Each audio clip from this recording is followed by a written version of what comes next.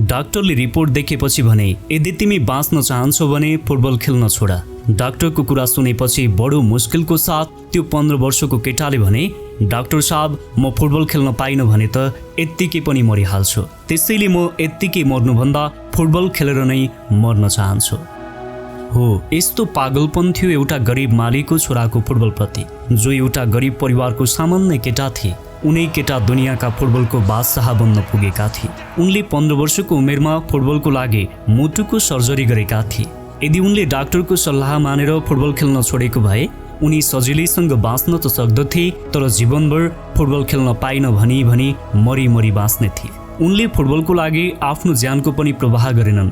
फुटबलप्रतिको यही पागलपनले गर्दा आज उनी फुटबलको शान क्रिस्टियानो रोनाल्डो भएर चिनिएका छन्। उनी अहिले फुटबलको संसारमै सबभन्दा महँगो खेलाडीको रूपमा परिचित भएका छन्। कोही पनि व्यक्ति सुरुमा नै स्टार भएर आएको हुँदैन। हामीलाई यो थाहा हुनुपर्छ कि हामी सबै जिरो लेभलबाट आएका हुन्छौँ। कोही व्यक्तिले यति धेरै मेहनत गर्छन् कि उनीहरू रातारात आफ्नो क्षेत्रमा सुपरस्टार भइदिन्छन्। त्यसैले कडा मेहनत र परिश्रमका कारण सुपरस्टार भएका एक व्यक्ति थिए क्रिस्टियानो रोनाल्डो। सानै उमेरदेखि फुटबलमा लगाव भएका क्रिस्टियानो रोनाल्डो 8 वर्षको उमेरदेखि फुटबल खेलमा सामेल भएका थिए। एकपटक रोनाल्डोको पानी छुइने सानो घर थियो। ठुलो पानी परिरहेको थियो। जब उनीहरू घरमा बसिरहेका थिए, घरको छानाबाट पानी उनीहरूको घरभित्र चुहिरहेको थियो। त्यही बेला रोनाल्डोले उनका बुबासँग भने, बुबा मैले छिट्टै नै ठुलो महल किन्नेछु, अब हामी पानी चुहिने घरमा बस्नुपर्ने छैन। रोनाल्डोको यो कुरा सुनेर उनका बुबाले भन्दथे, बाबु तिमीले भविष्यमा धेरै मेहनत र सङ्घर्ष गर्यो भने यस्ता महल त कति किन्न सक्छौ कति। नाबालक छोरालाई उनले सधैँ हौसला दिने गर्दथे। सानैदेखि नै लक्ष्यलाई शिरमा राखेर काम गरेका रोनाल्डो आज वास्तवमै अरबौंको महलमा बस्न सफल भएका छन्। भनिन्छ यो सृष्टि, यो समय र यो संसार उसैको अगाडि झुक्दछ जसले झुकाउने हिम्मत राखेको हुन्छ, र त्यही हिम्मत भएका एक व्यक्ति हुन् लियोनल मेस्सी। 5 वर्षको उमेरदेखि फुटबल खेल्न सुरु गरेका लियोनल मेस्सीले 10 वर्षको उमेरमा ग्रोथ हर्मोन डेफिसियन्सीबाट ग्रसित हुनु पर्यो। जब यस्तो रोग लाग्यो, फुटबल भनेपछि मरिमेट्ने उनलाई एउटा इन्जेक्सन दिनु पर्थ्यो, जुन एक हप्तामा एउटा खुट्टामा र अर्को हप्तामा अर्को खुट्टामा दिइने गरिन्थ्यो। उनी खुट्टामा इन्जेक्सन लगाएर फुटबल खेल्न जान्थे। ठुला मान्छेलाई त कति पीडा हुन्छ, त्यो 10 वर्षको बालकलाई झन् कति पीडा भयो होला। तर आफ्नो पीडालाई मनभित्र नै लुकाई गेम खेल्न जान्थे। यही मेहनत र खेलप्रतिको आत्मविश्वास र पागलपनले गर्दा आज उनी संसारभर लियोनल मेस्सीको नामले चिनिएका छन्। एकपटक उनी गेम खेल्दै थिए। हस्पिटलमा एकजना बच्चा जो ग्रोथ हर्मोन डेफिसियन्सीबाट ग्रसित भएका थिए, उनी पैसाको कारणले उपचार हुन नपाएर ग्रसित भइरहेका थिए। जब मेस्सीले यो कुरा थाहा पाए, त्यो सुनेर उनले त्यो बच्चाको लागि 6 वर्षको उपचार खर्च तिरिदिएका थिए। मेस्सी आफू पनि स्वयं उक्त रोगबाट ग्रसित भएका थिए।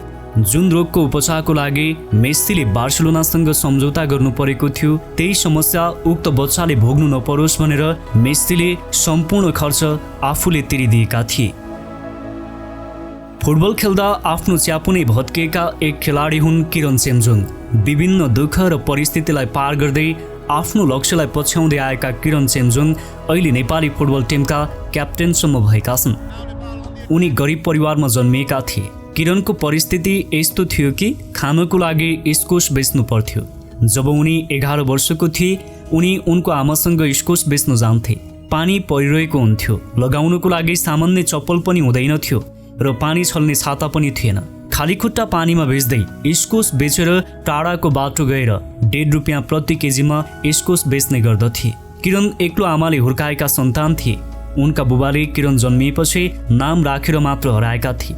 किरणको आमाले जति कोसिस गर्दा पनि उनका बुबा भेटिएनन्। जब भेटिए, परिवारसँगै बस्न पनि चाहेनन्। जब किरणले फुटबलको माध्यमबाट आफ्नो नाम संसारभर फैलाए, तब मात्र उनका बुबा भेटिए। अहिले बुबा किरणको परिवारसँगै बस्न चाहन्छन्। सफलतामा यति शक्ति हुन्छ कि बिछोडिएको परिवारलाई पनि एक बनाउन सक्दछ। नेपाली समाजको एक गरिब परिवारबाट उठेर उनले संसार हल्लाएका छन्। उनको कडा मेहनत र परिश्रमको कारण नेपाली फुटबल जगतका उनी राजा भएका छन्। आफ्नो लक्ष्यलाई पूरा गर्नको लागि कुनै पनि समस्याले रोक्दैन भन्ने जल्दो बल्दो उदाहरण हुन् किरण चेम्जोङ। सपना उसैको पुरा हुन्छ जसले सपना देख्ने हिम्मत राख्दछ। यसको एक उदाहरण हुन् बास्केटबलका भगवान माइकल जोर्डन। उनी एक गरिब परिवारमा जन्मिएका थिए। उनलाई खानकै लागि समस्या थियो। बास्केटबल त झन् परको कुरा। तर यो सबलाई पन्छ्याउँदै आफ्नो लक्ष्यलाई पूरा गर्न जे पनि गर्न सक्ने व्यक्ति हुन् माइकल जोर्डन। जब उनी सानै 13 वर्षको थिए, उनका बुबाले एउटा पुरानो कपडा देखाउँदै भने, बाबु यसको मूल्य कति पर्छ? माइकलले सोच्दै भने, सायद $1 पनि पर्दैन होला। यो सुनेर उनका बुबाले भने, आज यसलाई $2 बेचेर ल्याऊ। बुबाले यस्तो भनेपछि जोर्डनले सोचे कि यो पुरानो कपडालाई कसरी $2 बेच्न सकिन्छ होला। धेरै समयपछि उनले उपाय निकाले कि यसलाई सफा गरेपछि बिक्री हुन्छ होला। उनले उक्त टी सर्टलाई सफा गरे र रेल स्टेसन नजिक गए। करिब 8 घण्टापछि उक्त टी सर्टलाई $2 बेच्न सफल भए। त्यसपछि उनले लिएको त्यो $2 बुबाको हातमा राखिदिए र त्यहाँबाट हिँडे। त्यसको केही दिनपछि माइकललाई बुबाले बोलाएर भने, यो टी सर्टलाई कति पर्छ होला? माइकलले जवाब दिए, सायद $1। उनको जवाब सुनेर बुबाले भने, यो टी सर्ट लिएर जाऊ र $20 बेचेर ल्याऊ। त्यसपछि माइकलले फेरि सोच्न थाले, सायद $1 पनि मुस्किलले पर्ने टी सर्टलाई $20 कसरी बेच्न सकिन्छ होला। उनले दिमाग लगाएर बजारमा गए। उक्त टी सर्टमा मिक्की माउसको स्टिकर टाँसेर ल्याए र स्कुलको नजिक गएर बेच्न सुरु गरे। घन्टौं कुरेपछि स्कुलको एक बच्चालाई उक्त टी सर्ट मन पर्यो र त्यस बच्चाले उक्त टी सर्ट किन्न उसको बुबालाई जिद्दी गर्न थाल्यो। त्यस बच्चाको बुबाले उक्त टी सर्टलाई $25 दिए। $25 माइकलले टी सर्ट बेचेर खुसी हुँदै बुबालाई $25 हातमा दिए।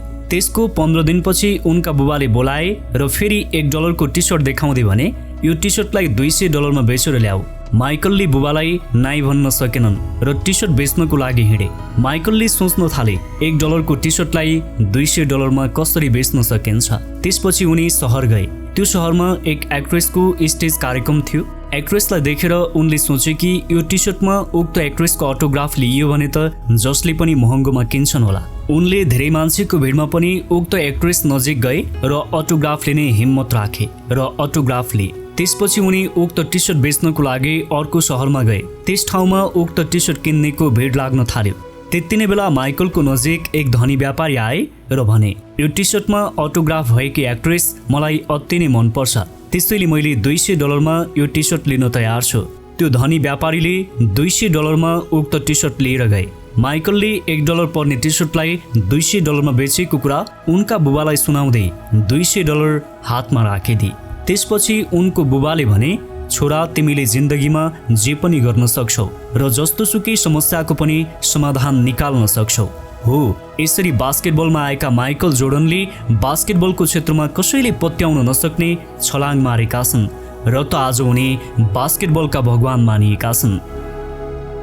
कालो हिराको उपनामबाट प्रसिद्ध इमानदार, भद्र र नम्र स्वभावका फुटबल सम्राट हुन् पेले।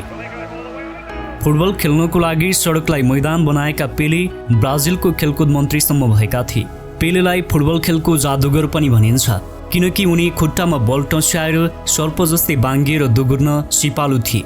उनलाई कतिले धकेले, घुँडामै ताकेर हाने, लडाउने प्रयास गरे, तर विरोधीहरू उनलाई देखेपछि डरले पानी पानी हुन्थे। कतिले बलको तुजुक देखाए पनि उनलाई हराउन सक्दैनथे। उनी यतिसम्म शक्तिशाली थिए कि सन् 1970 को विश्वकपमा इङ्ल्यान्ड विरुद्धको फुटबल म्याच भएको थियो।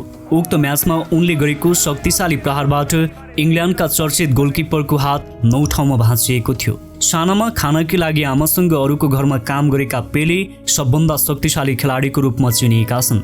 उनी एक ठाउँमा फुटबल खेल्न गएका थिए। उनले गोल पोस्टमा हाने, तर गोल भएन। गोल नभएपछि उनले भने, मैले गोल गर्नै पर्थ्यो, तर गोल किन भएन? मैले 300 डिग्रीको कोण बनाएर गोल हानेको थिएँ, गोल हुनै पर्थ्यो भनेर उनले जिद्दी गर्न थाले। त्यसपछि पोल नापियो, पोल साँच्चीकै टेढो थियो। पेले यस्तो आत्मविश्वास भएका जादुगर फुटबल खेलाडी थिए। यस्तै आत्मविश्वासले गर्दा उनी फुटबलका लोकप्रिय खेलाडी बनेका थिए।